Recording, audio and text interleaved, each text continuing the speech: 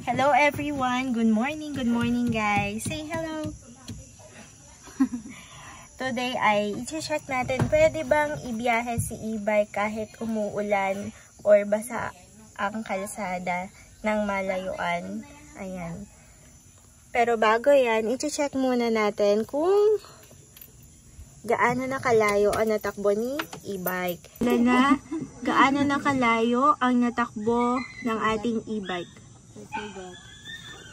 So, naka 730 na tayo guys. Ayan, 730. So, this time, uuwi na tayo 5 kilometers from this bago natin marating ang aming destination. Ayan, umuulan na guys ulit. Sakay ka na ate? Guys, we're going na. Uy, Masi, sit properly. Ayan, umuulan na guys. Dahan-dahan lang kami. Tito! Yeah.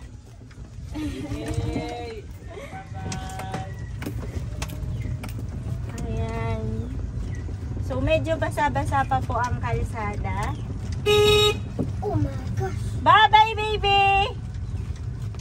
Bye-bye. Sinan? Kali. So, medyo tuyo na po ang kalsada ngayon. Kanina kasi basa pa. Pero nag-uutay-utay na ulit umulan. Ayan, kita nyo naman. May ambon-ambon na basa ng windshield natin. So, palusong na ulit tayo. Let's check.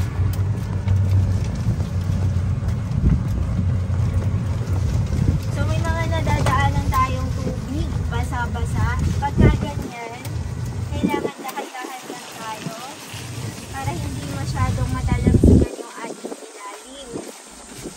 Ayan. Diba? Ganda. Dahan-dahan muna tayo dito. Mag-neutral na lang tayo. Since palusong naman, ayan, wala tayong tapak. Relax lang muna tayo. Right, AA? Mommy will not going to press this. But, Ayan.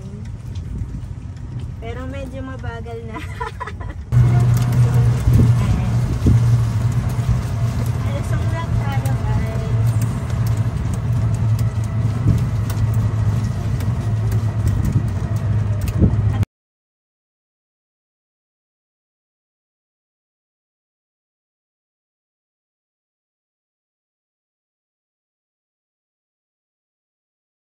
Ano po?